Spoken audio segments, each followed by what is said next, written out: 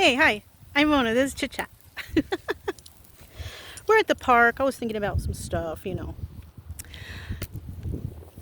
When I got out of the car, I found myself smiling, like a big smile, and I'm thinking, why am I smiling like this? You know?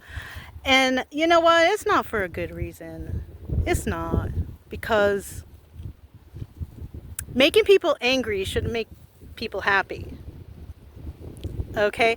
I think the reason why I'm feeling this way is because, and I hate to say it like this, but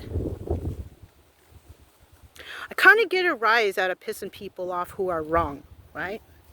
The bad people. And I probably shouldn't feel that way. And that call with the district attorney's office and how unhinged they got, it kind of, I shouldn't be getting a rise out of that, out of their anger, you know? And people who project that kind of energy on people would expect the other person to be like that too, but I'm so the opposite. Yeah, if I'm trying to make a point or talk to somebody about something legitimate, right? Something legitimate, not no made up weird stuff, but legitimate stuff, and they're involved and they start to get pissed off and angry, I can't help but smile inside, because that's like an admission to some sort of guilt, or why are they being so defensive? And that's why I'm smiling, because that first call with the DA, I should have definitely recorded it, but I thought I could trust them. I thought I could trust to get good quality answers and a little bit of compassion about what happened. But no, they're really good fakers over there. Politicians, they're fakers. People involved in government are good fakers. And so just by me just casually talking to them in good moods and everything, they were just getting so angry. And that's not my problem. But it kind of makes me feel a certain type of way. I kind of really like talking to that Simon guy. I hope that he's all that he's supposed to be. He was a really good communicator and really nice guy, and he was even like, yeah, come in and we can talk, and we can talk to this person, victim is whatever thing they got going on there for victims, whatever. He was so nice about it. But you know what? I've said this before. People will be nice. They will smile in your face, and then once you walk away, they'll throw stones at you. So you gotta be careful of those people. And for all I know, this person is a stone thrower, or they are really passionate about their job, and they stand for justice and all that. It's obvious that there's some nefarious stuff going on at the DA's office, and they basically kind of spilled the garbage, especially at the end.